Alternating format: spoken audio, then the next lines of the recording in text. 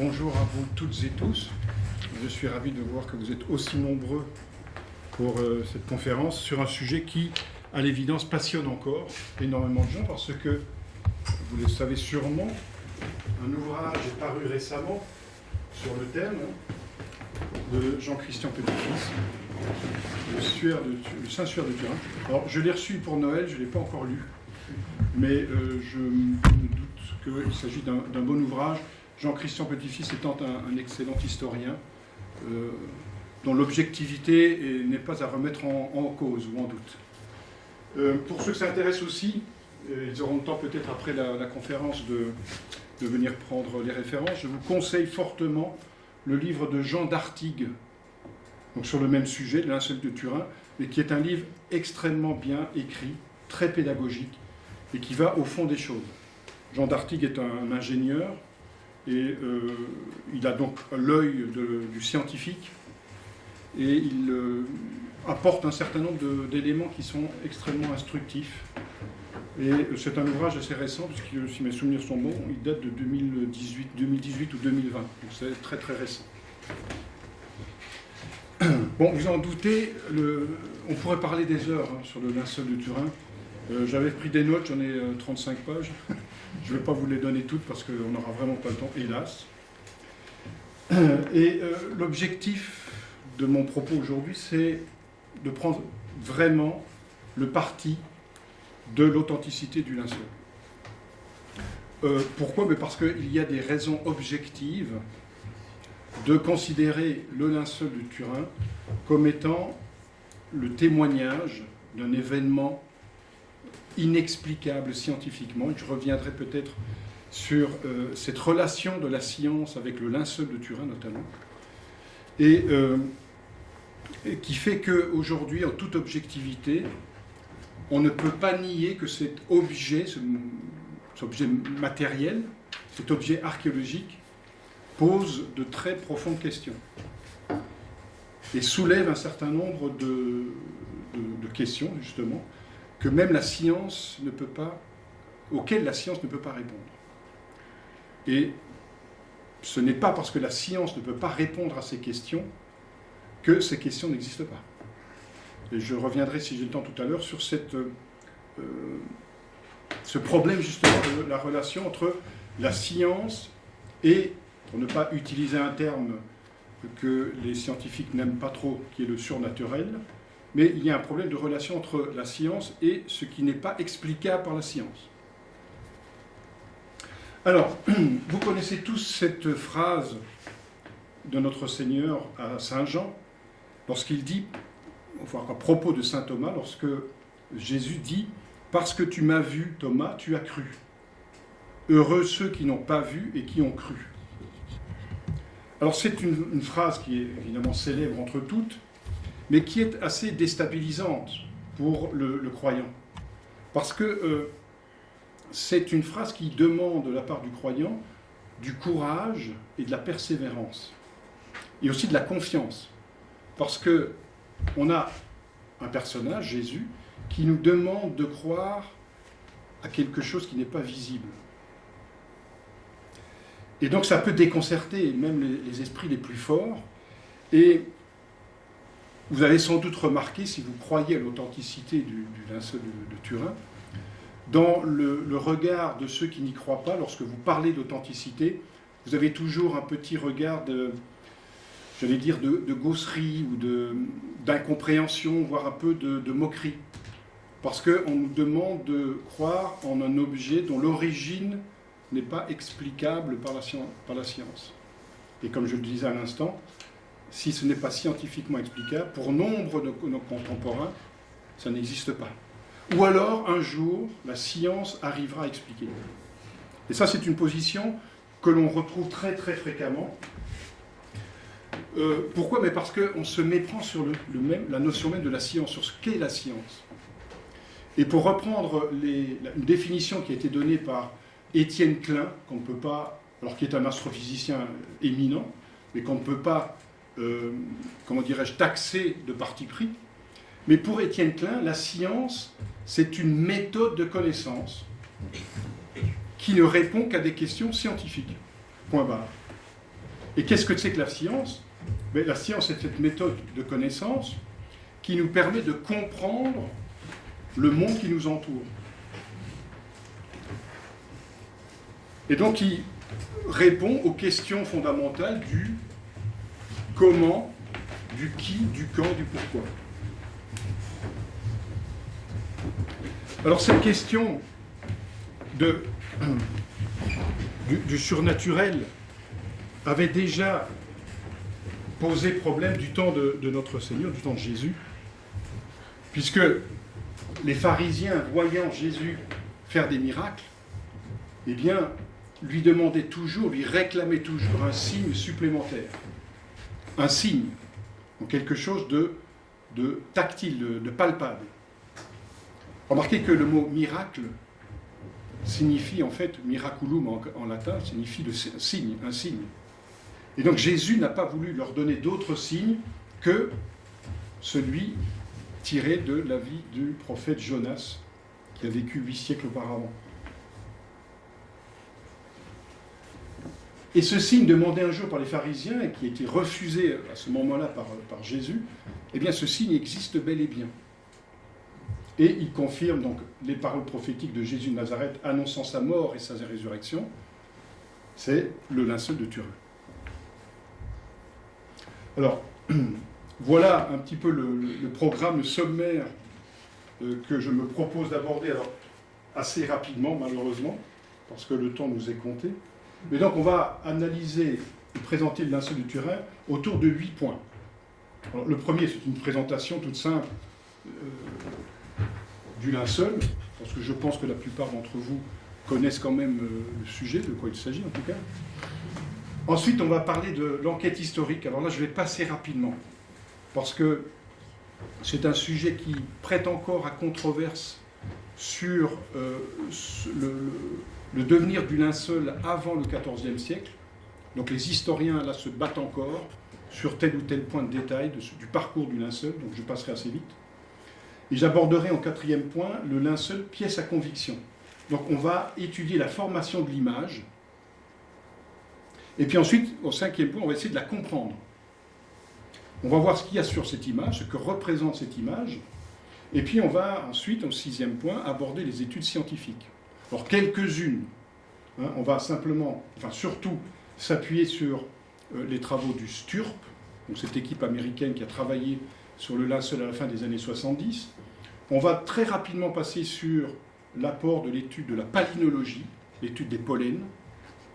On va aborder aussi l'aspect numismatique, donc l'étude des monnaies, et puis de l'aspect de l'écriture, parce qu'on a retrouvé des fantômes d'écriture sur le linceul. Et puis alors j'évoquerai aussi, là encore une fois très rapidement, la datation, la fameuse datation carbone 14 de 1988, avant, dans un 8e point, de conclure. Alors, vous le savez tous et toutes, le linceul entre dans l'histoire, c'est le premier point de mon exposé, donc le linceul de Turin, objet archéologique de premier plan. Le linceul entre dans l'histoire grâce aux évangiles. Alors, Saint Matthieu, Saint Marc, Saint Luc, le cite très très rapidement. Joseph prit le corps et l'enveloppe, donc le corps de Jésus, et l'enveloppa d'un linceul blanc et le déposa dans un sépulcre neuf qu'il avait fait tailler dans le rocher par lui-même. Saint Marc précise que c'est Joseph d'Arimathie qui a acheté le linceul, qui a descendu Jésus, l'enveloppa de linceul et le déposa dans un sépulcre taillé dans le rocher.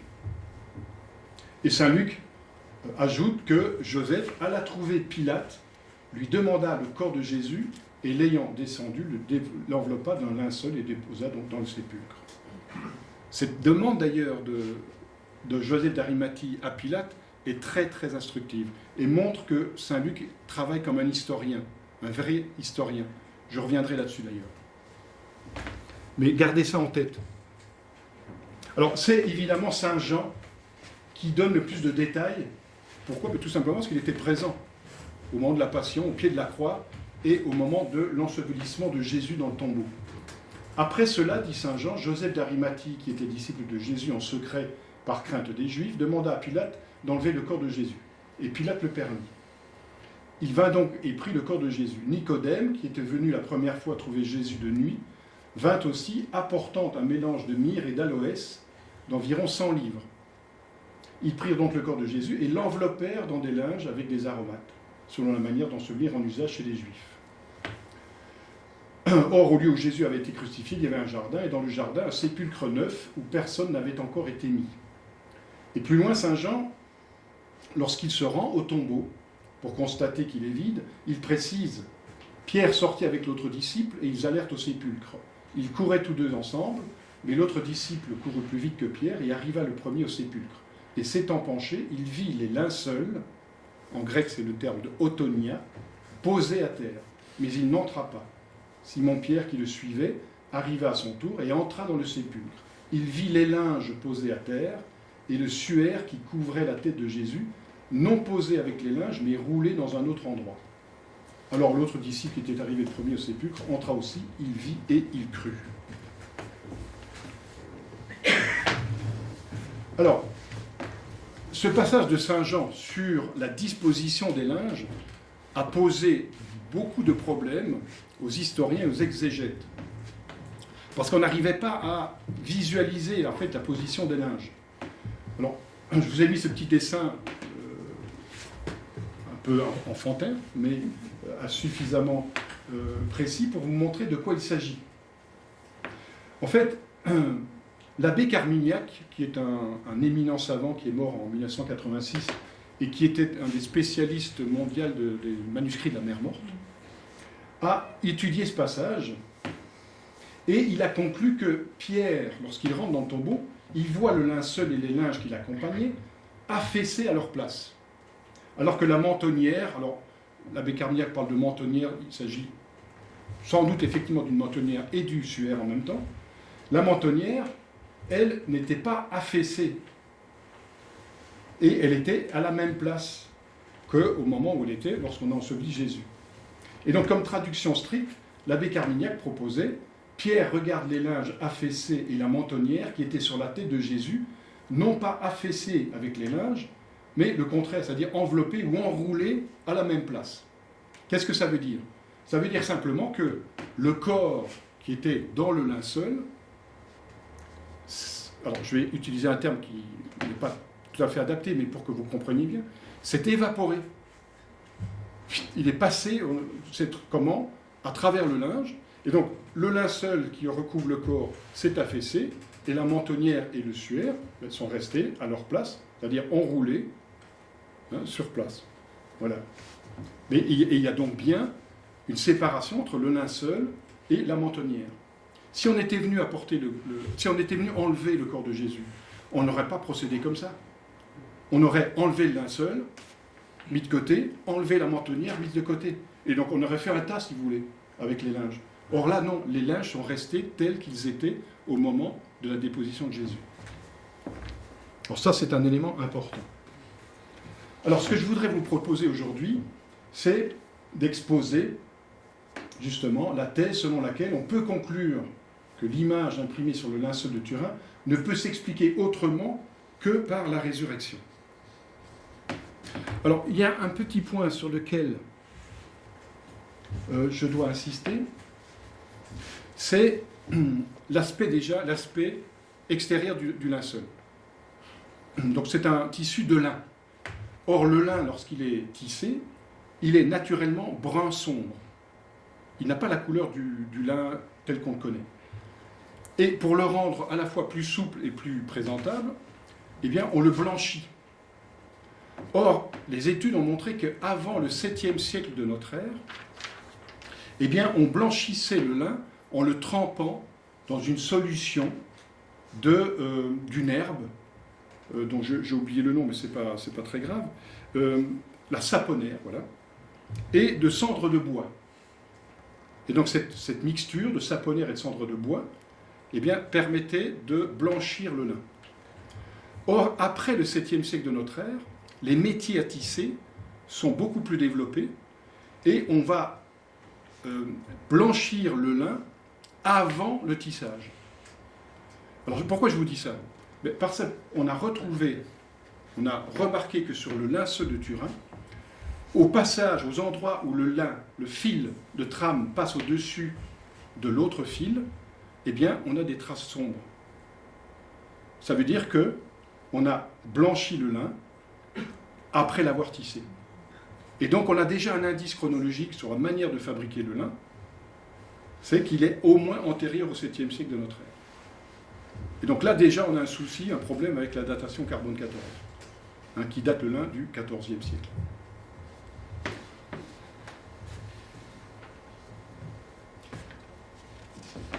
Alors, le linceul est probablement l'objet archéologique, ou l'un des objets archéologiques le plus étudié au monde. Grosso modo, plus de 500 000 heures ont été passées par les scientifiques à l'étude. Et donc la question qu'on peut se poser est la suivante: Dieu a-t-il voulu nous laisser une preuve matérielle qui témoigne de la réalité de la passion et de la résurrection du Christ? Est-ce que le linceul est ce fameux signe réclamé par les pharisiens? Alors, l'Église, mon père, vous me corrigerez si je fais erreur, mais l'Église n'impose pas la croyance au linceul de Turin. Ce n'est pas une question de foi. On ne peut pas utiliser le linceul pour prouver l'existence de Dieu. Par contre, on peut utiliser le linceul pour prouver la résurrection de Jésus. Et donc, le linceul est une preuve indirecte, si vous voulez, de l'existence de Dieu. Alors, à quoi avons-nous affaire? Le linceul qui a été donc restauré en 2002, c'est assez récent, c'est donc une pièce de lin rectangulaire, longue d'un peu plus de 4 mètres sur 1 mètre 13, avec dans la partie supérieure, ici, vous voyez, une petite bande qui a été rajoutée, 8 cm de large, mais qui est un peu plus courte, de 46 cm. Alors, ce qu'il faut aussi remarquer, c'est que à l'extrémité ventrale du linceul, ici, le linceul est un peu plus court que l'extrémité de la partie dorsale.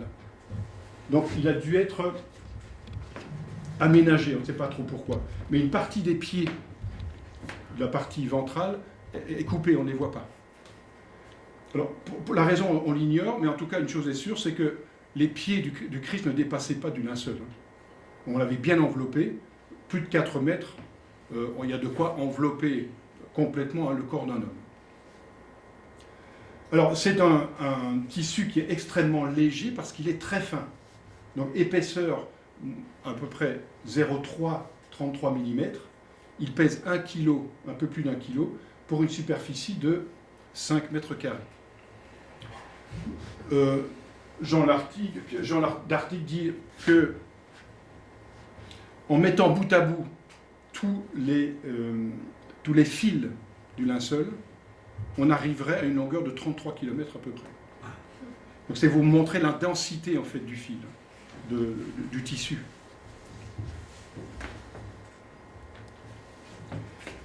Donc, ce que je vous l'ai dit, donc la couleur naturelle du lin est donc brun sombre, et donc pour le rendre plus esthétique, on l'a blanchi. Et la qualité du tissage est également à souligner. Alors, c'est une technique qui s'appelle le sergé de type 3 Li 1, c'est-à-dire que le fil de trame passe sous un fil de chaîne, et puis au-dessus de 3 autres fils de trame. Voilà.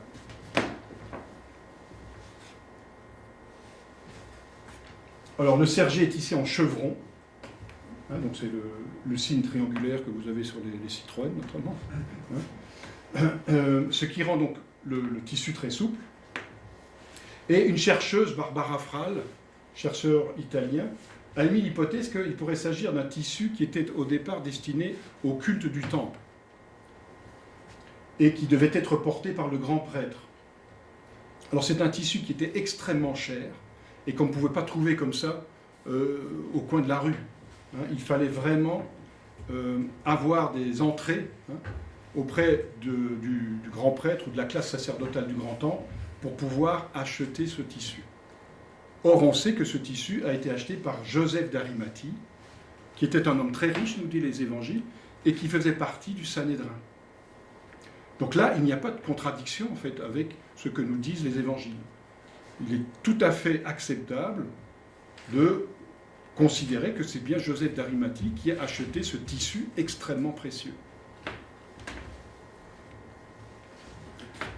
Alors quand on regarde le tissu à l'œil nu, on peut voir un certain nombre de choses. Alors, on voit d'abord deux traits épais parallèles, ici et ici.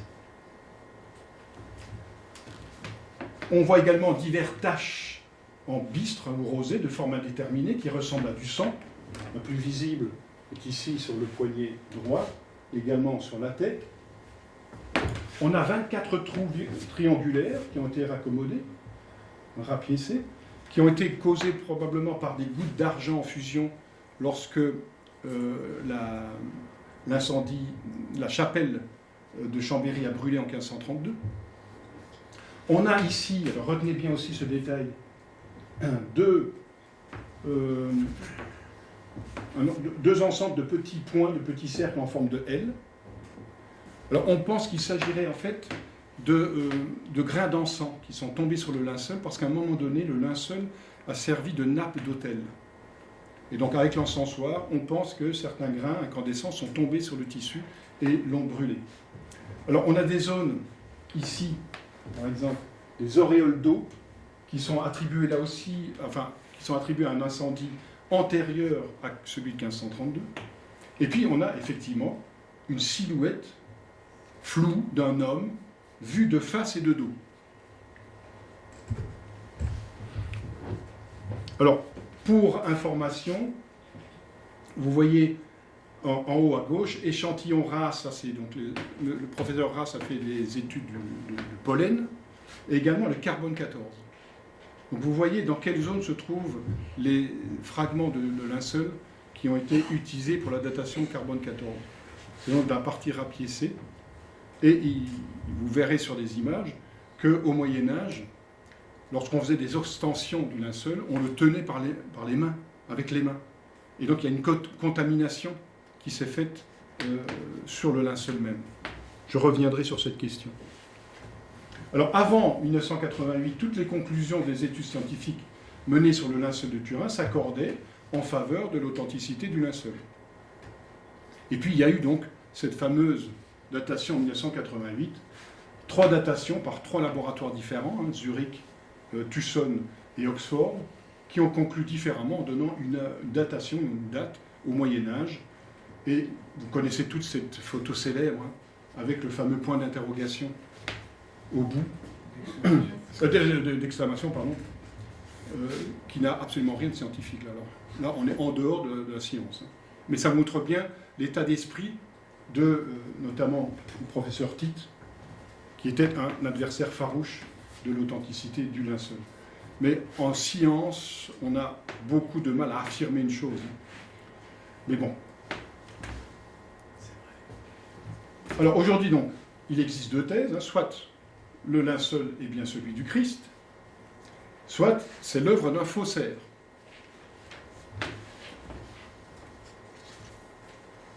Donc pour mener l'enquête, mais vous savez déjà quelle position j'ai prise.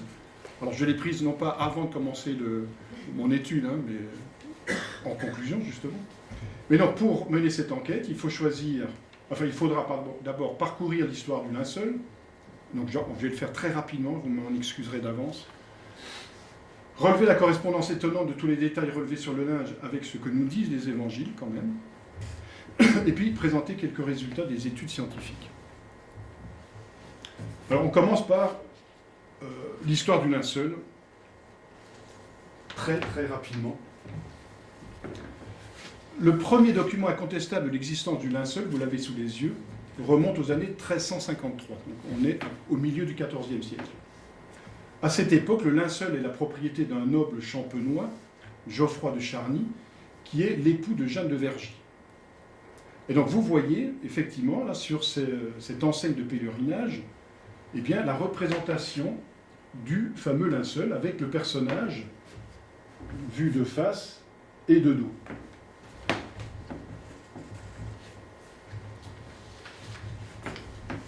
Alors, en ce qui concerne le linceul, l'histoire du linceul avant le milieu du XIVe siècle, eh bien, il faut bien avouer que les historiens en sont réduits à des conjectures. Alors, on sait que le linceul est à Jérusalem, évidemment. Les évangiles nous le disent. Et on sait aussi, enfin en tout cas, oui, on suppose avec beaucoup de force qu'à cause des persécutions dont les apôtres et les premiers disciples sont l'objet, eh bien tout ce qui a trait à Jésus et à ses disciples sont cachés, et notamment les linges. Et vous voyez sur l'image de gauche la manière dont les spécialistes considèrent que le linceul a été conservé dans un premier temps.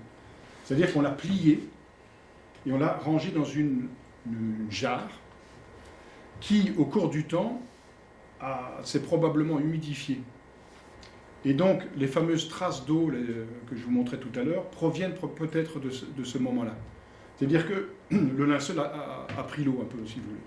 Et donc, cette humidité a fait des taches sur le tissu.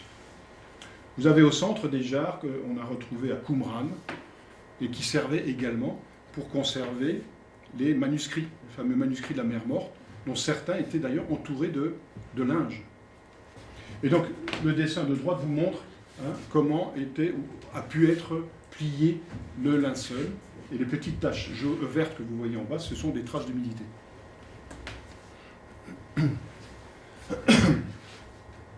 Alors, au moment de la première révolte juive, on est dans les années 66-70, les premiers chrétiens fuient Jérusalem et ils vont se réfugier en Transjordanie dans une ville qui s'appelle Pella.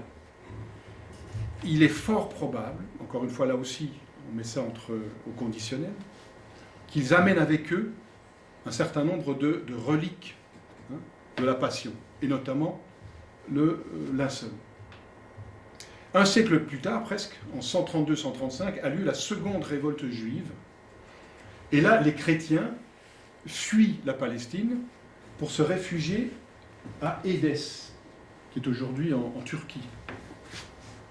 Et ils amènent avec eux, semble-t-il là aussi, le linceul, dans la capitale, Édesse, du roi Abgar, qui est en réalité le premier souverain chrétien de l'histoire, avant même l'Arménie, puisqu'il est officiellement chrétien en 170 de notre ère. Alors, au cours du IIIe siècle, l'évêque de la ville d'Édesse cache le linceul dans une niche en haut des murailles, et puis son existence tombe dans l'oubli.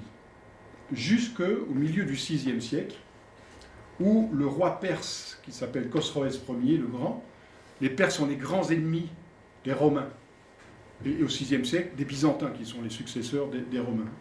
Et donc, tout le Proche-Orient, depuis la fin du 1er siècle avant notre ère déjà, est l'objet de luttes acharnées entre l'Empire romain byzantin et l'Empire perse. Et donc Édesse, qui se trouve à l'époque sous le giron byzantin, est assiégée par les Perses.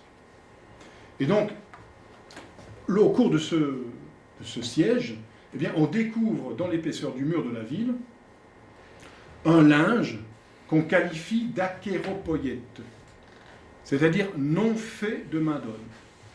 Donc alpha privatif, kairos c'est la main, et poiein en grec ça veut dire la fabrication. Donc c'est un objet qui n'a pas été fabriqué par l'homme, et qui porte l'effigie d'un homme identifié au Christ. On parle alors du mandylion. Pourquoi ? Mais parce que le linge, selon toute vraisemblance, a été plié de manière à ne présenter que le visage du Christ. Parce que le reste du corps ne pouvait pas être vu, en fait, pour diverses raisons. C'est un corps qui a été torturé et il est nu. Et donc, il faut cacher, en fait, cette nudité et ces traces de torture pour ne garder que le visage du Christ. Et on va s'apercevoir aussi qu'à partir du milieu du VIe siècle, la représentation du Christ va changer. Alors, je fais au plus vite, mais voilà. Là, on est avant 544, et on a affaire à un Christ qui est en fait un Apollon grec. C'est un jeune homme imberbe, qui porte la brebis. Ça, c'est une iconographie qui est typiquement gréco-romaine. Et puis à partir de 560, vous voyez un changement radical. On a affaire à un homme qui est déjà beaucoup plus âgé, beaucoup plus mûr, et qui est barbu, avec des cheveux longs. On le voit même sur les pièces de monnaie. Et vous voyez d'ailleurs, ce qui est à relever, hein, cette petite mèche de cheveux, là, qui apparaît là aussi tout d'un coup, et qui correspond au linceul, vous allez le voir, a une particularité très, très visible. On retrouve, vous voyez, la petite mèche. Alors, ce n'est pas systématique, mais c'est assez fréquent. Alors, donc, Jérusalem, Édesse, et puis, au milieu du Xe siècle, on a un général byzantin qui assiège la ville d'Édesse, parce qu'elle a été prise par les musulmans, et les musulmans sont obligés de négocier contre la précieuse relique. Et cette image d'Édesse va arriver à Constantinople, où elle est déposée dans l'église Sainte-Marie du Phare, et vous avez d'ailleurs une représentation sur un manuscrit du XIe siècle, réalisé par le moine Skylitzès, qui représente en fait l'arrivée du linceul, et on le voit bien ici. Vous avez donc l'empereur qui reçoit le linceul ici, et vous voyez un visage en fait qui embrasse l'empereur. En fait, c'est le visage du Mandylion. C'est le visage qu'on voit sur le linceul. Ensuite, la première représentation assurée du linceul date du XIIe siècle, fin du XIIe siècle. C'est le fameux Codex de Pré. Alors, je vous le montrerai à la fin de l'exposé, mais en faisant d'ailleurs une petite remarque sur un élément très particulier de ce Codex de Pré, qui nous permet de dire que ce manuscrit du XIIe siècle représente bien le linceul, mais je passe très vite. Ensuite, il y a la fameuse quatrième croisade, 1204, qui est un désastre pour la chrétienté, qui d'ailleurs a été condamné par le pape de l'époque, dont j'ai oublié le nom, mais ça me reviendra. Et puis, à partir de ce moment-là, on a un chevalier picard qui s'appelle Robert de Clary, qui va, si vous voulez, ramener le linceul de Turin, en tout cas qui va s'en emparer, et dont ensuite on va perdre la trace. C'est-à-dire qu'après le sac de Constantinople, en 1204, le linceul disparaît pendant 153 ans. Et il va réapparaître alors au milieu du XIVe siècle, à Lirey. Lirey, qui est un petit village de Champagne, une quinzaine de kilomètres de Troyes, et qui est donc la propriété de Jeanne de Vergy, que j'évoquais tout à l'heure, la veuve de Geoffroy de Charny. Ensuite, encore une fois, je suis désolé, mais je passe rapidement, mais donc, le linceul reste dans la famille jusqu'au milieu du XVe siècle, et il va être transféré dans l'actuelle cathédrale de Chambéry. Et donc, cette cathédrale va subir un incendie en 1532, dont on retrouve des traces sur le linceul. Et puis ensuite, en 1578, le linceul est définitivement installé dans le chœur de la cathédrale Saint-Jean-Baptiste de Turin.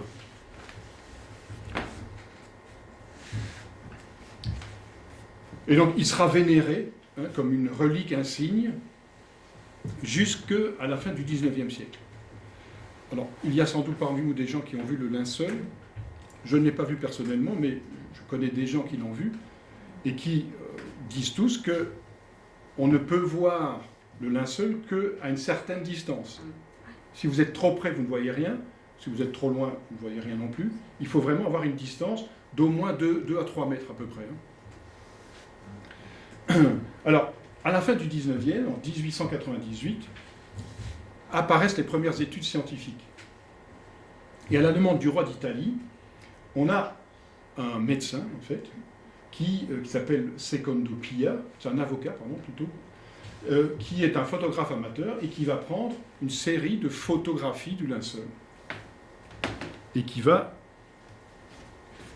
découvrir quelque chose d'extraordinaire, c'est que le linceul se comporte comme un négatif photographique. Donc, c'est-à-dire que le linceul est un négatif photographique qui, si vous le photographiez, devient un positif. Et vous remarquez sur cette photo vous voyez ce petit signe en 3 là?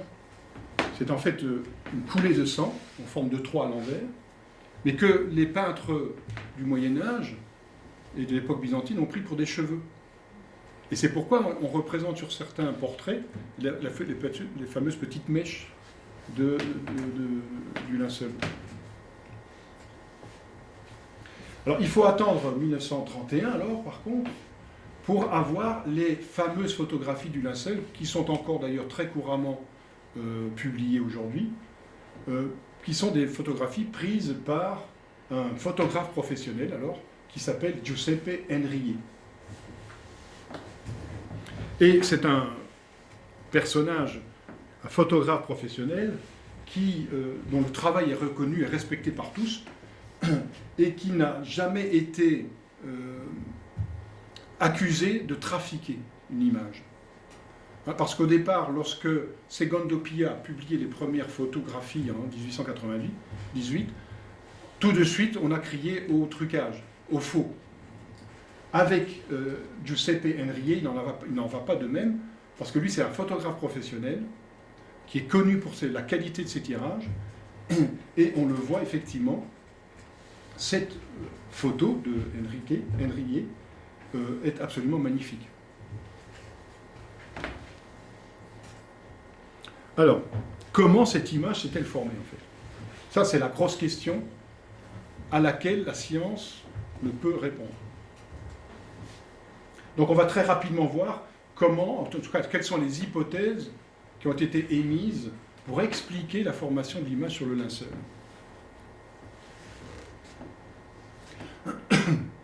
Alors,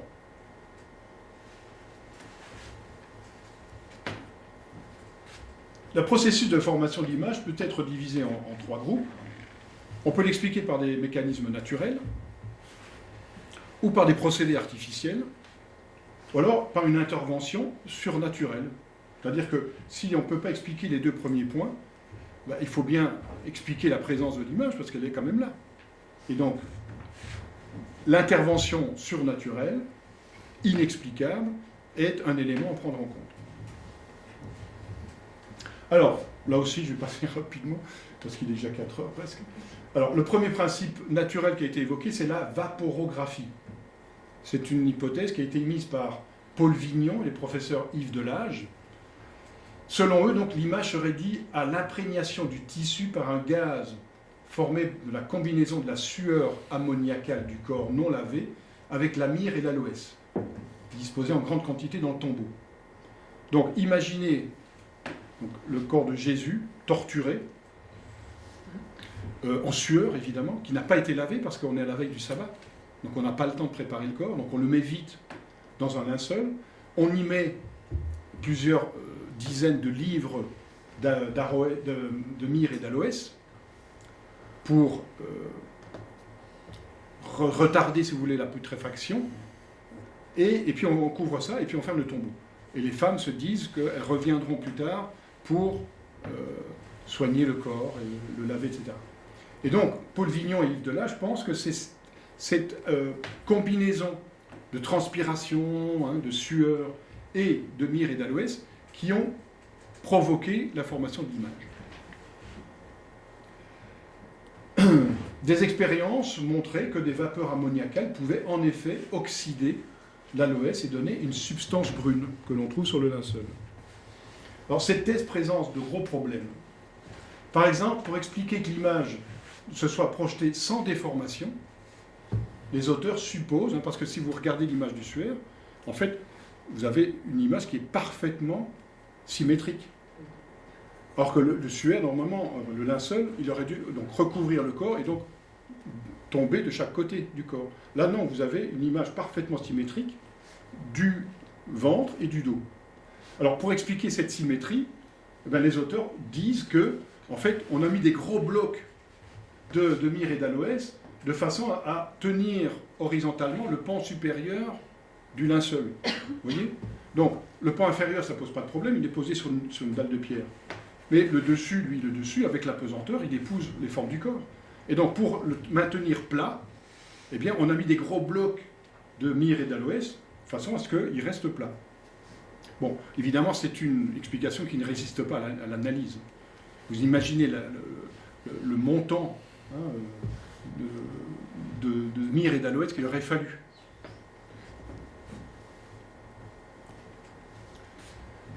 Alors, l'éventuelle production de taches selon la réaction invoquée ne donnerait aucune image comparable par sa précision et son exactitude à celle du linceul, dont la résolution est étonnante.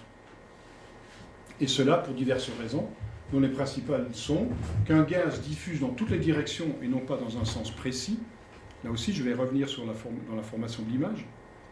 Et ensuite, le tissu serait imprégné en profondeur. Or, on n'a pas à l'analyse remarqué d'imprégnation en profondeur sur le tissu, à l'exception des taches de sang. Autre possibilité, hypothèse avancée, c'est une irradiation.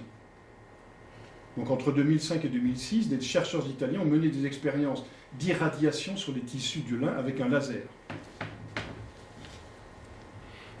Et donc dans le rapport, ils soulignent qu'au moyen d'impulsions laser, eh bien, on peut obtenir une coloration du lin très superficielle. J'ai oublié de vous signaler effectivement que l'image formée sur le linceul, elle n'atteint que la superficie des fibres du lin.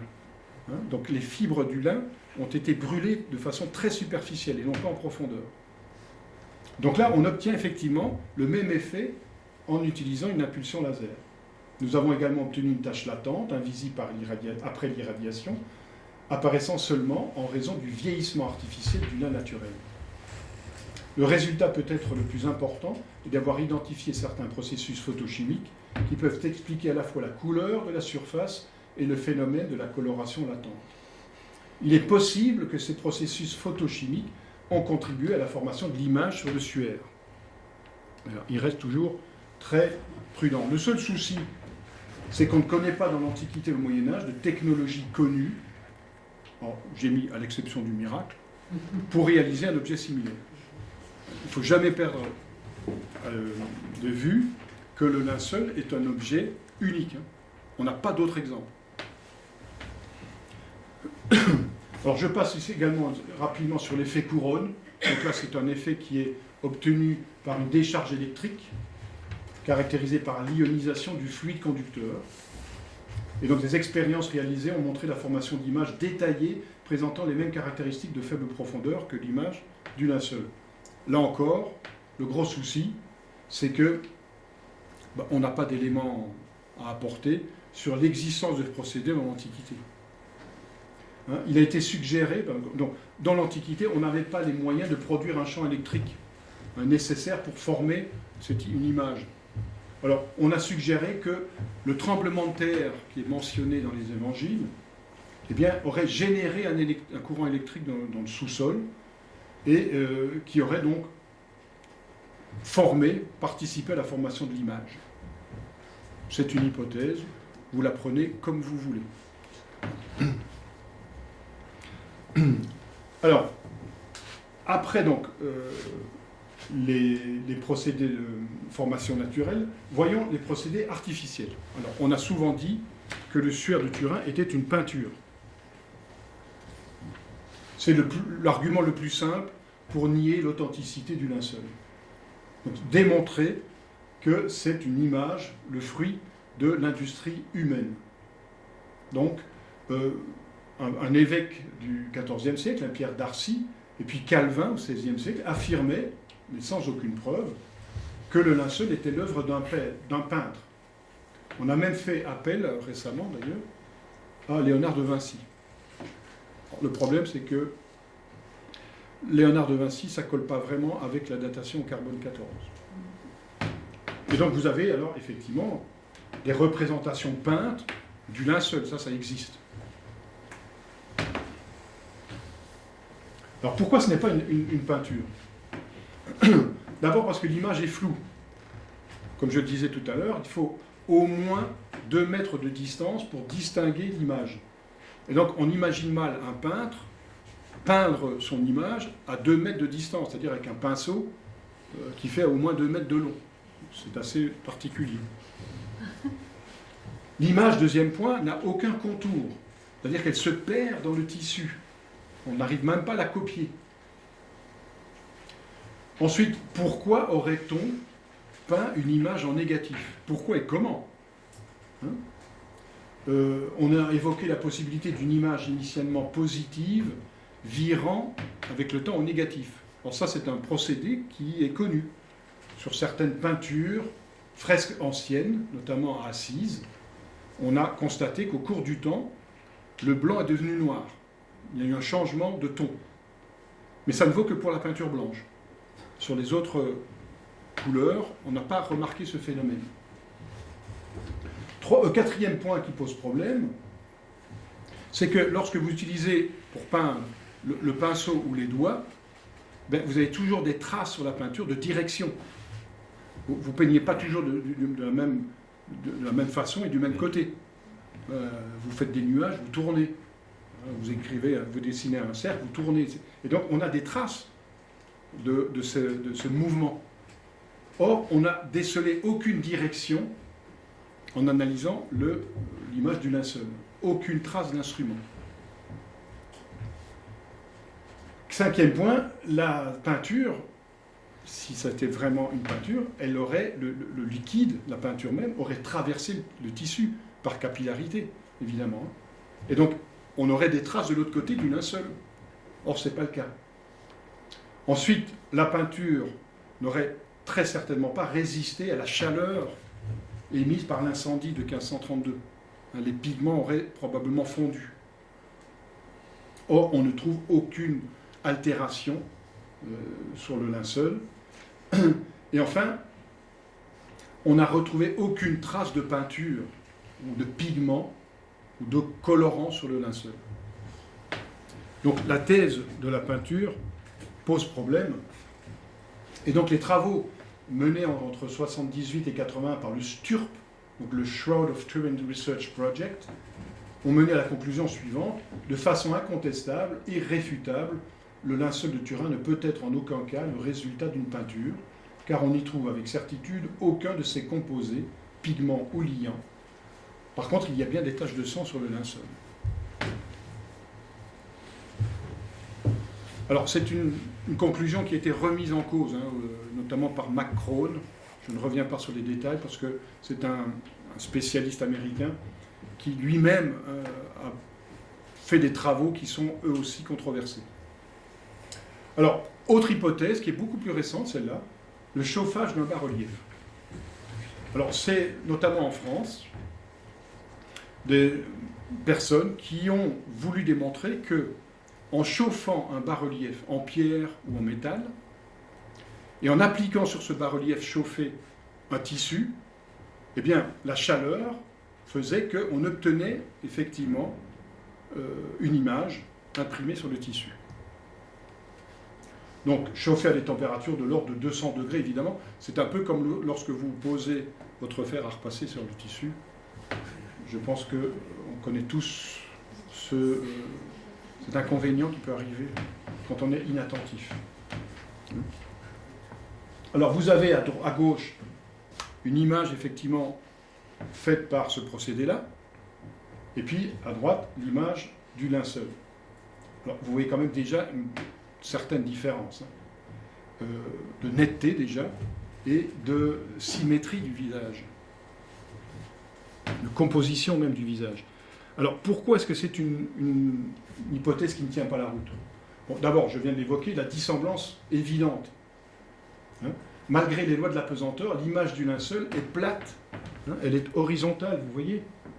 Alors que là, on voit déjà sur l'image de gauche qu'on arrive déjà à une certaine courbure. Alors, deuxième point important qu'on ne met jamais assez en exergue, c'est que ces expériences n'ont été faites que sur le visage seul. Personne ne vous a montré un corps entier qui a été réalisé de cette façon. Sur le dos et sur le ventre. Troisième erreur qu'on fait aussi, c'est l'anachronisme. Alors ça, c'est le péché capital des historiens ou de ceux qui veulent faire de l'histoire sans être historiens. L'anachronisme, c'est-à-dire porter un regard contemporain sur un phénomène ancien et l'interpréter en fonction de notre façon de penser. Si vous voulez. Alors, l'anachronisme est évident. Les gens qui, au XXIe siècle, ont procédé à cette expérience, ont comparé un tissu du XXe siècle avec un tissu qui, soit date du Moyen-Âge, soit est du 1er siècle, mais qui a au moins 700 ans de différence. C'est une hérésie scientifique. Personne ne peut dire aujourd'hui comment se seraient conservées ces expériences du XXIe siècle dans 700 ou 1000 ans. Vous voyez ce que je veux dire? C'est-à-dire qu'on compare un tissu du XXIe siècle avec un tissu qui a au moins 700 ans de plus. Donc le tissu du XXIe siècle, dans 700 ans, vous ne savez pas comment il va évoluer. Et vous ne savez pas non plus comment l'image va se maintenir ou pas, dans quelles conditions, vous voyez. Donc on compare un objet du XXIe siècle avec un objet qui date au minimum du Moyen-Âge. Donc ça, c'est un anachronisme. Donc rien que ce point 3 justifie de rejeter cette hypothèse. Alors, il y a aussi le fait qu'il y a des taches de sang sur le linceul. Et il faut donc supposer que celle-ci était déjà présente sur le tissu lorsque l'image a été produite. Donc vous imaginez une personne qui met des taches de sang sur un tissu, et puis ensuite qui va coller l'image d'un corps sur le tissu, oui. Donc en faisant en sorte que les taches de sang correspondent bien à l'emplacement qu'elles occupent sur le linceul. Donc c'est un raisonnement qui peut se tenir, mais il faut être très très très compétent pour réaliser une image comme ça. Ensuite, il restera à expliquer, comme pour la peinture, pourquoi et comment son auteur supposé a été en mesure d'obtenir un résultat aussi précis d'un point de vue anatomique, et pourtant invisible à tous, et en un seul exemplaire. C'est la singularité du linceul que j'évoquais tout à l'heure. Et ensuite, dans une série d'expériences à différentes températures, on a montré qu'à l'air libre, du lin légèrement brûlé émet une fluorescence jaune-vert, alors que l'image du linceul, eh bien, ne dégage pas cette fluorescence. Et puis ensuite, les images obtenues par chauffage n'ont pas les caractéristiques tridimensionnelles du linceul. Le linceul présente effectivement des caractéristiques en 3 dimensions. Donc vous avez un Français qui s'appelle Thierry Castex, qui a fait des images remarquables du linceul, où vous voyez effectivement qu'on a l'impression que le corps sort du linceul. On est dans un espace à 3 dimensions. C'est absolument incroyable et unique. Donc encore d'autres exemples. Thierry Castex a un site internet, si vous avez l'occasion d'aller voir.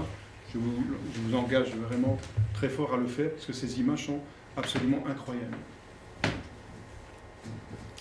Ensuite, autre procédé, c'est la camera obscura. Donc c'est une technique photographique primitive.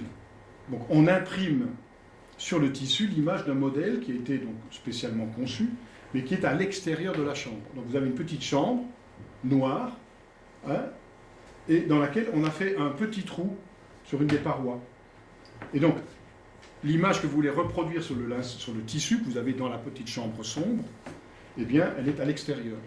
Et donc, la luminosité du corps à l'extérieur passe par le petit trou de la chambre noire et vient, en fait, imprimer l'image sur le tissu. D'accord ? Alors, effectivement, on avait les moyens, au moins au XIVe siècle, d'utiliser cette technique. Alors, là aussi, il y a un certain nombre de problèmes. On n'a pas de documents historiques concernant la connaissance et l'utilisation des techniques photographiques avant le XIXe siècle. Ensuite, pour imprimer, il est nécessaire d'utiliser des substances photosensibles, du nitrate d'argent par exemple, ou des extraits de plantes. Or, c'est une technique qu'on ne connaît pas encore pour l'Antiquité et le Moyen-Âge. Ensuite, il faut, pour que ça soit vraiment efficace, une lentille. Or, la lentille n'est créée qu'en 1568. Le diaphragme au début du XVIIe siècle. Et puis, là encore, je passe assez rapidement, mais il aurait fallu, pour que cette technique fonctionne, maintenir un éclairage uniforme et cohérent tout le temps nécessaire d'exposition. Et ce temps nécessaire d'exposition, il peut être très long. Ça peut être plusieurs heures, voire plusieurs jours. Donc si vous voulez imprimer l'image d'un corps, alors, soit vous prenez effectivement un cadavre et vous le suspendez, et là, il ne bougera pas, Soit vous prenez une personne, mais la personne va devoir se tenir immobile pendant plusieurs heures, au moins. Donc techniquement, c'est assez difficile à admettre. Et puis encore une fois, c'est une technique qui n'explique pas complètement la tridimensionnalité de l'image du linceul. Alors, je passe rapidement. Alors, si les procédés naturels ne fonctionnent pas, si les procédés artificiels ne fonctionnent pas, ou en tout cas ne sont pas satisfaisants, il reste une réponse, jusqu'à preuve du contraire, c'est la cause surnaturelle, ou la cause inexplicable, la formation par rayonnement. Tous les tests scientifiques ont montré que l'image n'est pas peinte. En outre, la coloration se fait par des fils jaunes plus foncés que d'autres.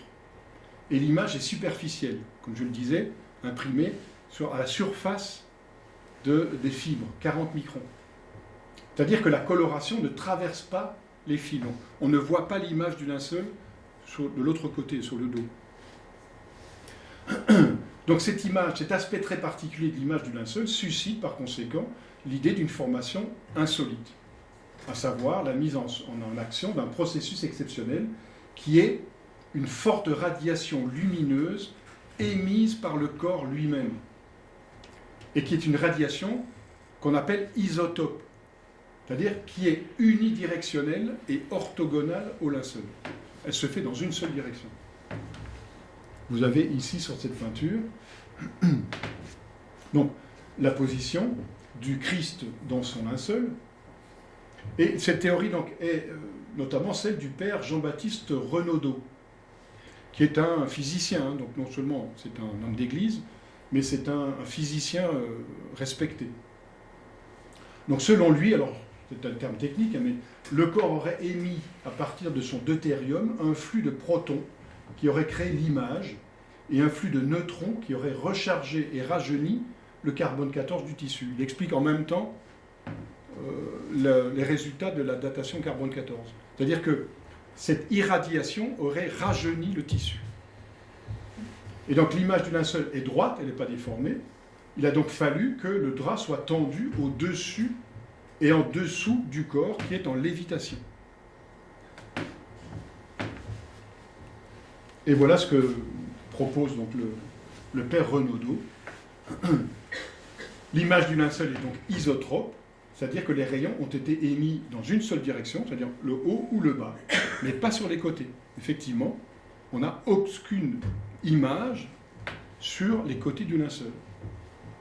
Pourquoi ? Parce que ça veut dire que le linceul ne recouvrait pas l'entièreté du corps.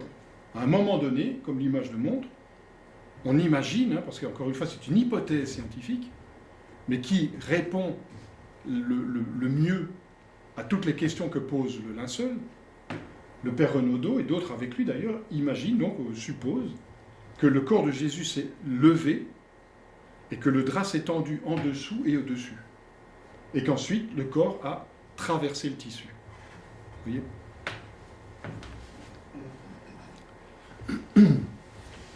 Alors, la théorie du père Renaudot se heurte à de graves objections dans les domaines des mathématiques et de la physique nucléaire. Je passe les détails, je ne suis pas compétent en la matière. Mais on a rétorqué que l'énergie nécessaire aurait représenté celle de plusieurs bombes atomiques explosant dans le tombeau. En attendant, alors c'est très possible, je ne suis pas spécialiste, mais en attendant, cette hypothèse d'un rayonnement venu du corps est actuellement la seule qui soit recevable. Pourquoi ? Parce qu'elle explique pratiquement toutes les questions posées par le linceul.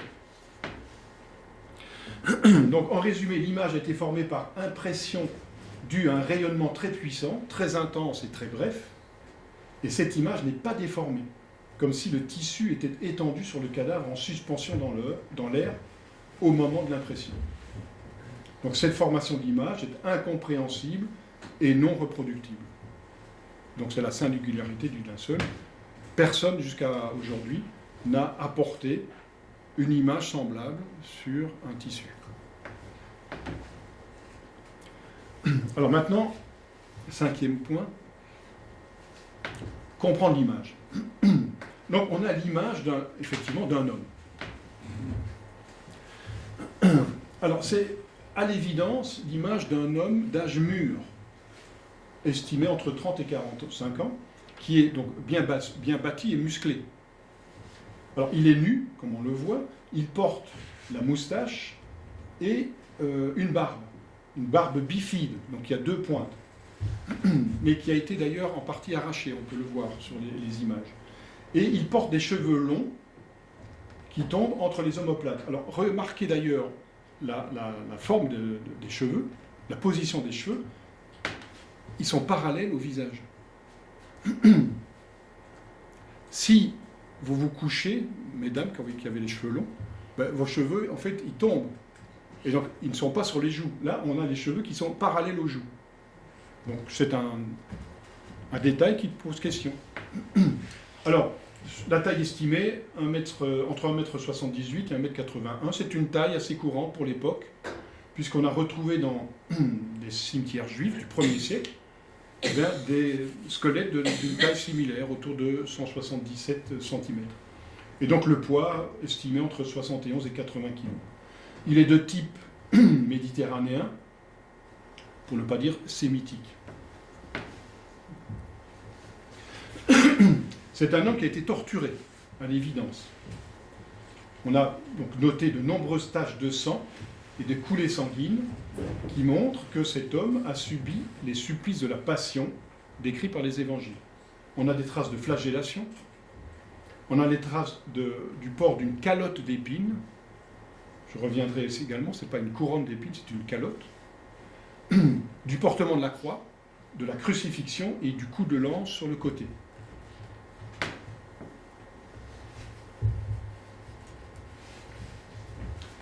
Alors sur le visage, on observe nettement les sévices d'une grande brutalité. On a un coup de poing qui est très évident ici. Vous voyez, il a un hématome sur la joue droite, pommette droite, qui est tuméfiée.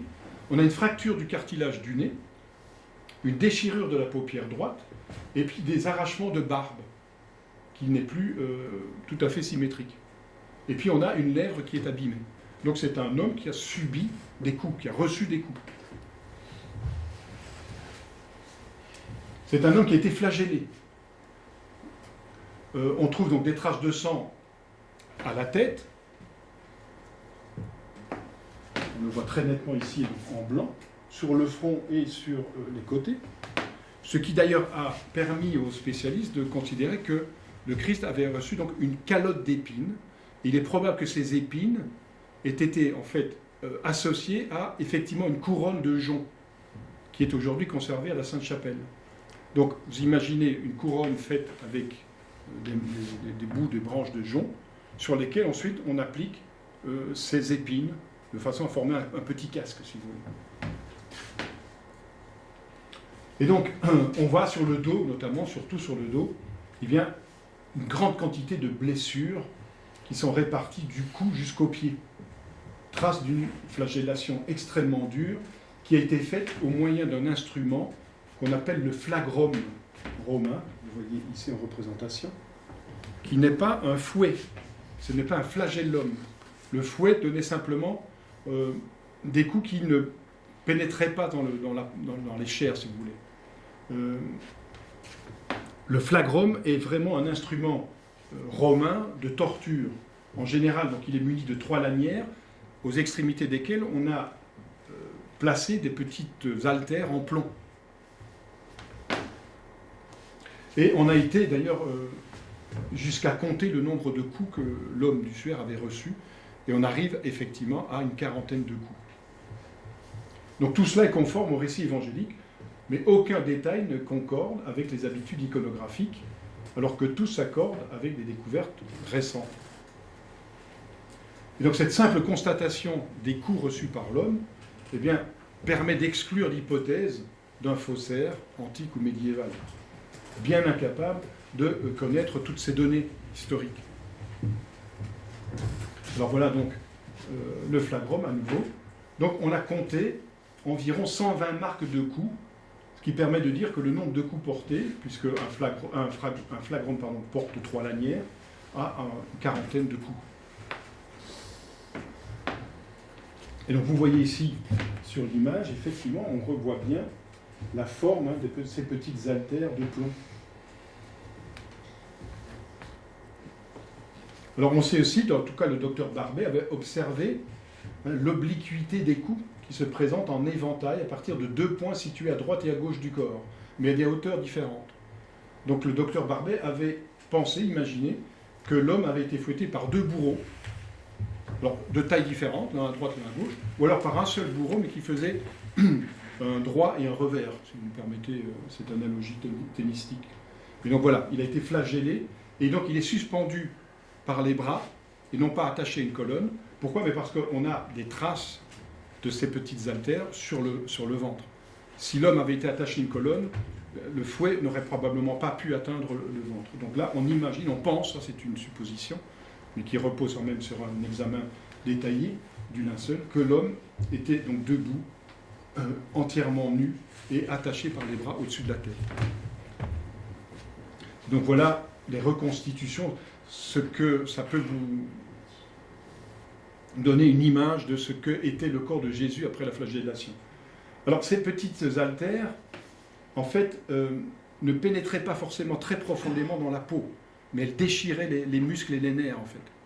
Donc il faut imaginer une souffrance absolument indescriptible, et je pense que c'est, dans la Passion, un des moments les plus douloureux que Jésus a dû passer, je pense.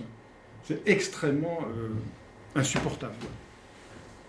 Et donc après la flagellation, donc, Jésus est couronné, avec donc cette calotte dont on trouve des traces sur le linceul, et puis ensuite il doit porter la croix. Alors, est-ce que Jésus a porté la croix entière ou pas? C'est une question qui se pose encore aujourd'hui, qui est très légitime d'ailleurs, mais on pense qu'en tout cas dans les habitudes de l'époque, dans l'Antiquité romaine, le condamné portait uniquement ce qu'on appelle le patibulum, qui est donc la traverse horizontale de la croix.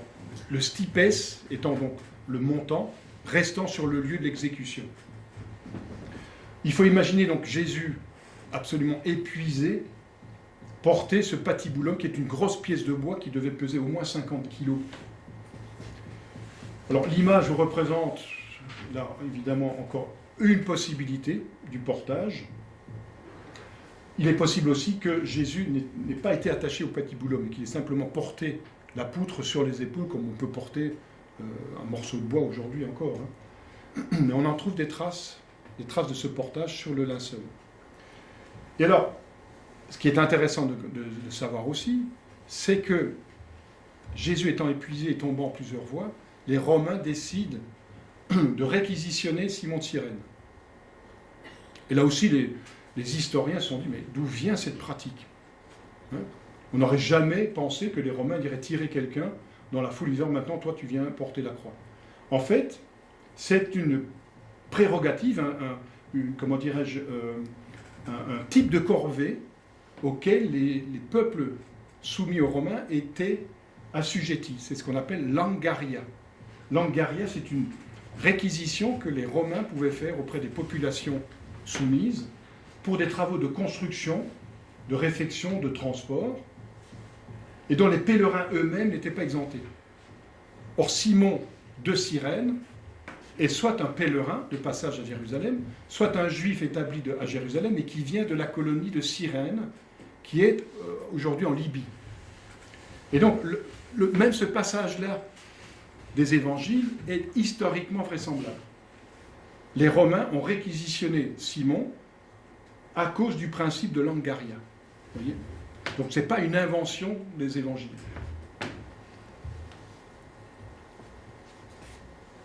Alors, donc, par l'étude des ecchymoses laissées sur le tissu, donc, on sait que l'homme du linceul a porté le patibulum sur son épaule droite.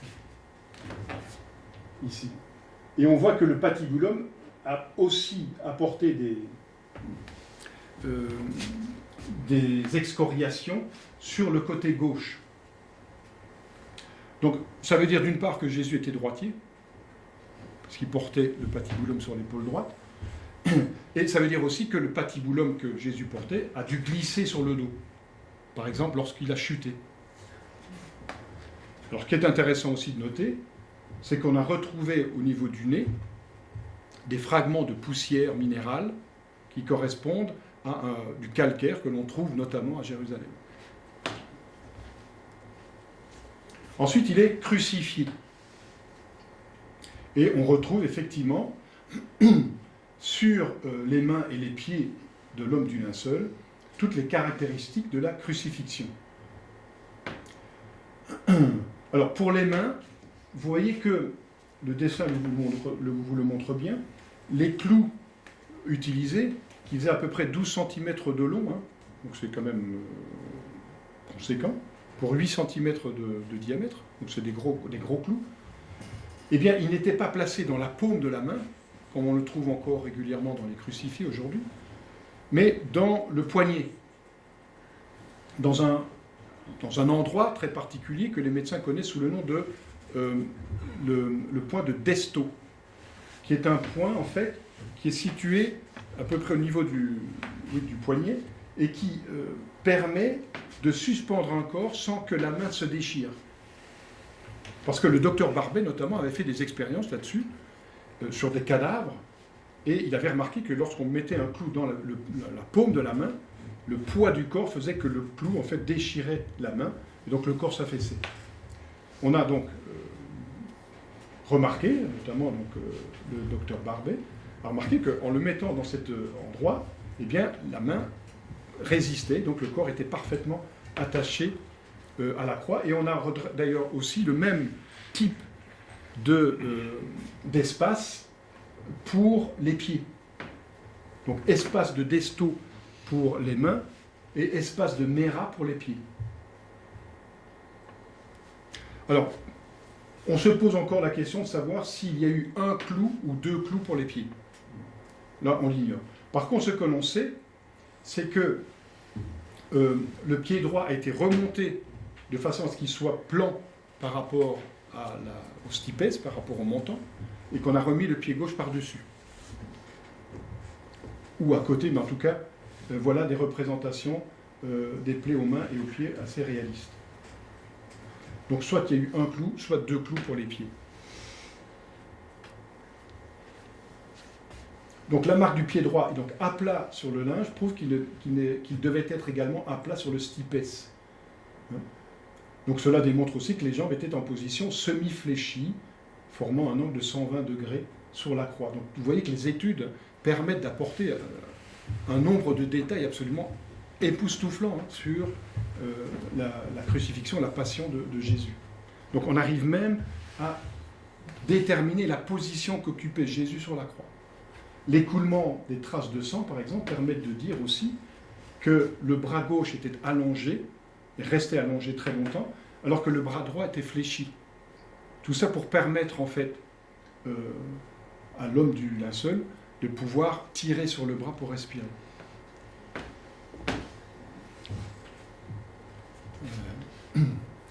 Donc voilà, je passe très vite parce qu'il est déjà tard. Mais donc vous voyez bien les observations faites sur les traces de sang dans les mains, espace de Desto, ici l'écoulement des bras. Et donc c'est en fait les degrés, l'orientation de l'écoulement qui permettent ou qui ont permis aux spécialistes de déterminer la position de Jésus sur la croix. Et donc la mort s'unissait par asphyxie à la suite de l'épuisement du condamné. Il faut imaginer que Jésus est crucifié par les pieds et par les mains, et donc pour respirer, donc le poids du corps ayant tendance à le tirer vers le bas, il est obligé de remonter sur la croix. Et les études montrent que pour remonter sur la croix, pour pouvoir respirer, dégager les poumons, eh bien Jésus n'a pas poussé sur les pieds, mais il a tiré avec les bras, d'abord. Et donc, c'est un exercice qui doit être fait régulièrement pour pouvoir respirer, mais qui, au fur et à mesure du temps, évidemment, devient de plus en plus difficile à faire, et donc le condamné meurt par asphyxie. Mais en attendant, comme le volume sanguin diminue, provoque une soif intense, et c'est pourquoi Jean a noté dans l'Évangile qu'à un moment donné, Jésus dit « j'ai soif ».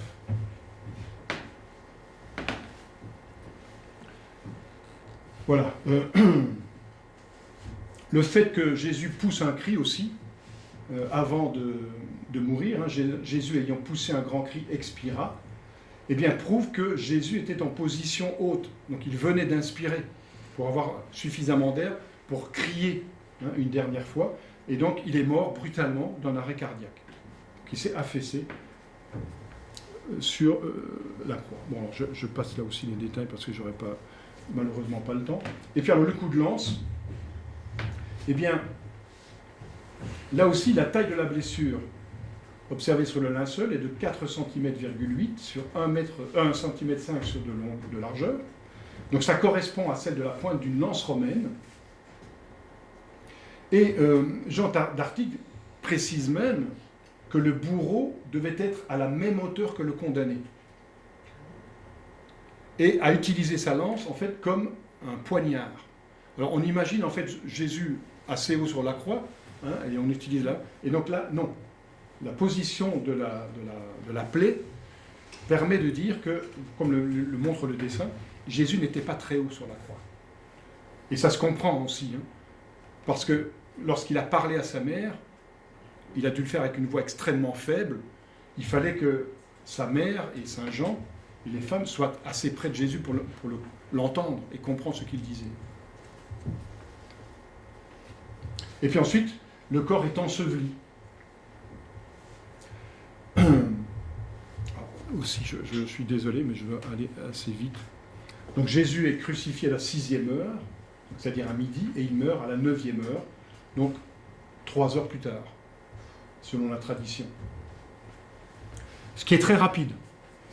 On a dans les textes romains des exemples de condamnés, de crucifiés qui meurent après plusieurs heures, voire même après 1 jour ou 2 de supplication, enfin de souffrance, de supplice. C'est pourquoi d'ailleurs on brisait les jambes des condamnés pour les empêcher en fait de se relever et de respirer. Alors on l'a fait, c'est indiqué dans les évangiles, pour les 2 larrons. On ne l'a pas fait pour Jésus, pourquoi ? Parce qu'il était déjà mort. Et voici donc une reconstitution du corps de Jésus tel qu'il a dû être lorsqu'on l'a déposé de la croix. Donc il est effectivement dans une position repliée.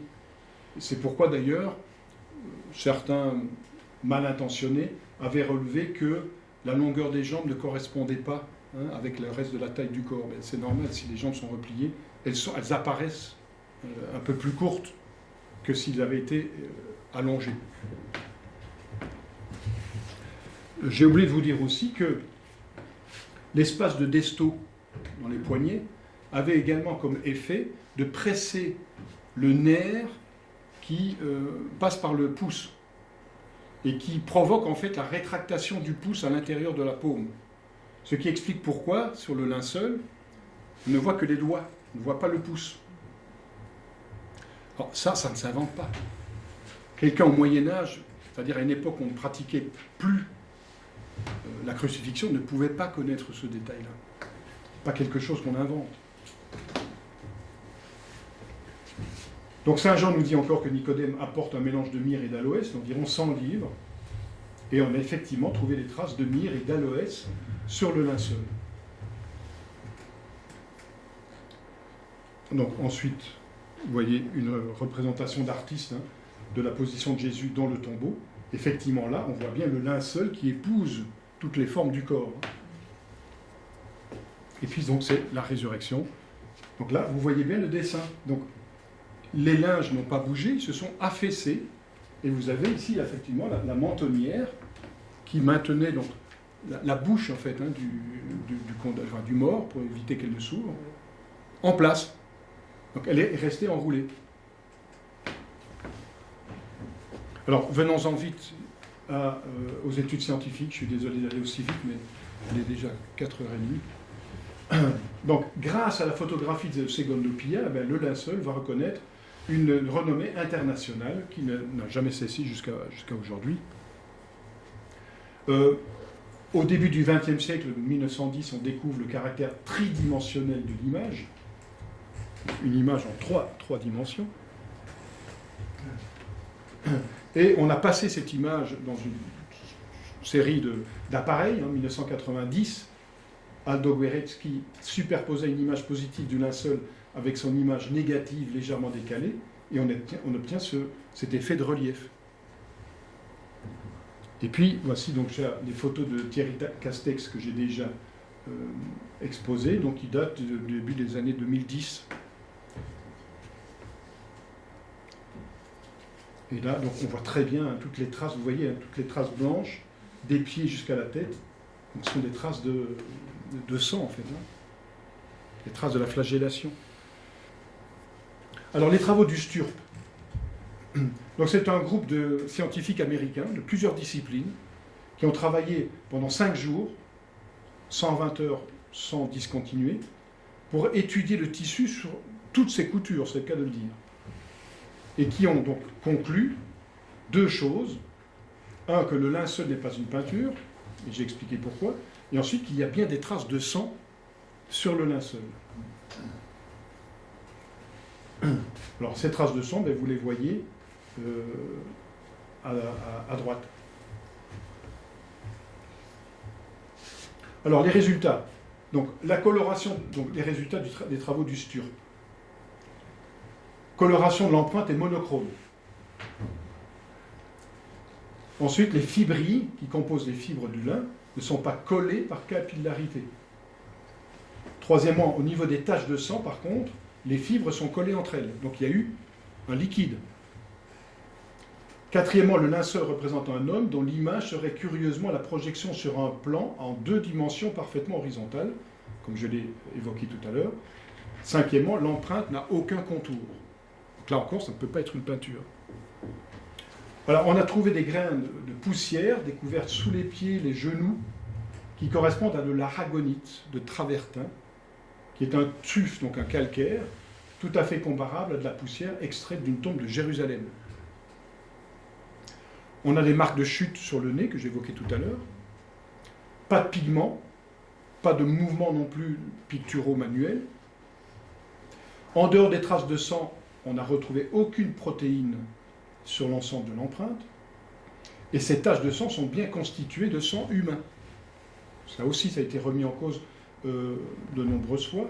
On y trouve notamment de la porphyrine, de l'hémoglobine et de la bilirubine, qui provient donc d'un processus de dégradation de l'hémoglobine qui est dû au stress intense.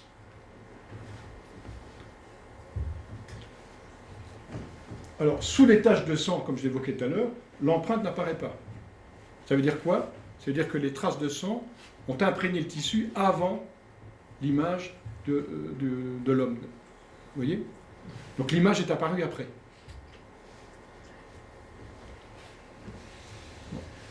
Je passe rapidement encore une fois. Alors, l'étude des pollens, là aussi, vous m'excusez, mais je vais passer très rapidement parce qu'en fin de compte, on ne peut pas conclure beaucoup de choses, malheureusement, de l'analyse des pollens. Donc, les plantes à graines, le pollen constitue l'élément mobile mâle donc de la fleur, et ce sont des grains minuscules qui ont une forme plus ou moins ovoïde et qui permettent de déterminer en fait les espèces de plantes qui poussaient dans la région où était conservé le linceul. Alors, le professeur ou docteur Max Frey, au début des années 70, avait procédé à des prélèvements d'échantillons et à des analyses du pollen.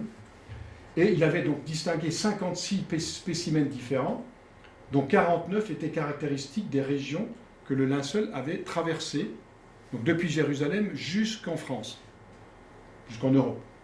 Malheureusement, il n'a jamais publié ses conclusions parce qu'il est mort accidentellement en 1983. Mais il avait notamment mis en exergue la présence de 2 pollens présents sur le linceul, le Gundelia tournefortis et le Zygophyllum dumosum, qui sont en fait des plantes qu'on trouve dans la région de Jérusalem et de la mer Morte. Donc, le seul problème, enfin, il y a 2 problèmes avec les études de Max Frey, c'est que, 1, il n'a pas publié l'étude définitive, puisqu'il est mort avant, et 2, lorsque les prépublications qu'il a faites, lors de ses conférences par exemple, il n'a pas utilisé les grains de pollen qu'il avait trouvés sur le linceul, mais simplement des photos de pollen qu'on trouve sur les catalogues. Et donc, à cause de ça, on a rejeté en fait le travail de Max Frey. Mais c'est un travail qui a été repris en 2001 d'abord et en 2012 ensuite par 2 botanistes israéliens d'une part et par une palynologue italienne qui montre en fait que en réalité on ne peut pas conclure scientifiquement la présence de pollen qui permettrait de suivre le parcours qu'a suivi le linceul. Donc si je vous parle de ça, c'est que il faut que vous soyez bien conscient que pour le moment l'analyse palynologique donne effectivement des données intéressantes mais qui ne sont pas concluantes. Alors, ce qui est beaucoup plus intéressant, c'est la trace des monnaies. Donc, on a retrouvé effectivement des traces de monnaies sur le linceul, à l'emplacement des yeux. Et là, je fais court encore une fois, vous m'en excuserez, mais ces monnaies, en fait, seraient des monnaies donc, qu'on appelle le leptone, qui est une toute petite monnaie en bronze, qui a été frappée par Ponce Pilate. Et on le sait parce que vous avez ici à l'écran des monnaies qui ont été frappées par Ponce Pilate. Alors, ce n'est pas les monnaies du linceul, évidemment, mais ce sont des monnaies similaires, mais qui présentent des caractéristiques des monnaies qu'on trouve sur le linceul. Et on peut lire d'ailleurs une légende, Tiberiu Caesaros, donc des monnaies qui appartiennent à l'empereur Tibère César. Alors, vous voyez ici, ça c'est la photographie du linceul. Il faut être vraiment un expert en traitement d'image pour reconnaître là la trace d'une pièce de monnaie. Donc je vous fais grâce des explications, mais techniquement c'est tout à fait vraisemblable. Donc on aurait en fait 2 pièces de monnaie qui ont été posées sur les yeux de l'homme du linceul, et ces pièces de monnaie permettent d'établir qu'elles datent de la période où Ponce Pilate était préfet de Palestine. Alors il y en a une en plus qui aurait migré, qui aurait un petit peu bougé. Donc celle de droite, donc à gauche sur la photo, sur l'œil droit, est restée en place sur l'œil droit, mais la pièce qui a été posée sur l'œil gauche a migré un petit peu vers l'arcade sourcilière. Alors ça, ce sont des éléments intéressants. Alors, le problème, c'est qu'effectivement, je le disais à l'instant, il faut être un expert pour reconnaître ça. Donc, beaucoup de chercheurs ne sont pas convaincus par cet argument, parce qu'ils ne voient pas, en fait, ils ne le voient pas eux-mêmes sur le linceul. Et donc, comme ils ne le voient pas, pour eux, ça n'existe pas.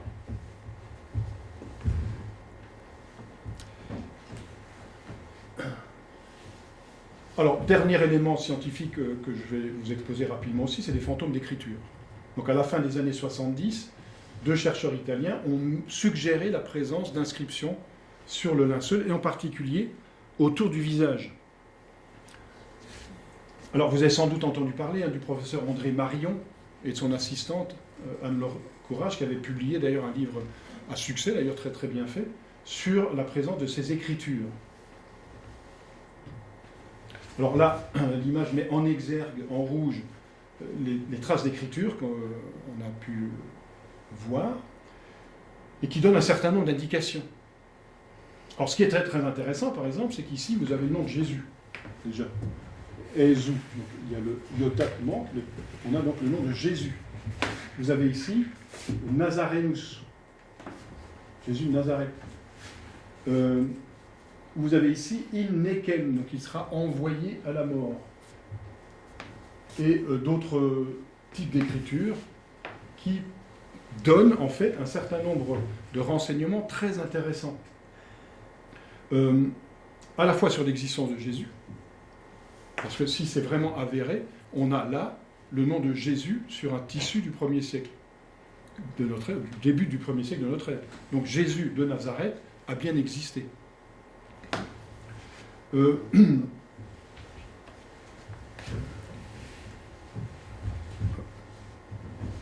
Alors, comment dirais-je, le type même, la formation même des lettres étudiées par les paléographes permettent de dire que ces textes, ces mots ont été écrits au début du 1er siècle de notre ère. Donc la forme même des lettres donne un indice chronologique très intéressant. Bon, je passe malheureusement, je suis désolé, mais je suis obligé. Donc, selon l'historienne Barbara Frall, donc ces traces d'écriture appartiennent à un certificat de décès qui a été posé sur le linceul et qui a ensuite disparu. Et ce permis d'inhumer, eh bien, était celui d'un homme qui s'appelait Yeshua et qui devait donc correspondre à, le texte devait à peu près correspondre à ceci: Jésus de Nazareth, trouvé coupable de sauver le peuple, mis à mort dans la 16e année du règne de Tibère, donc dans l'an 30, a été déposé à la 9e heure, et il doit être restitué le mois d'Adar Sheni, fait par. Donc voilà ce qui devait être posé sur le linceul.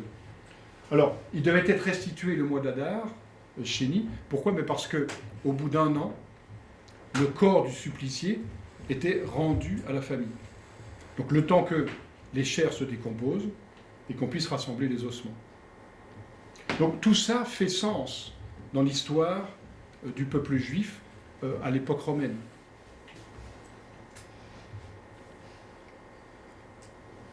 Et puis alors arrive la datation carbone 14, qui vient mettre par terre tout ce que les études scientifiques avaient apporté jusqu'alors, et notamment les études du Sturp, puisque 3 laboratoires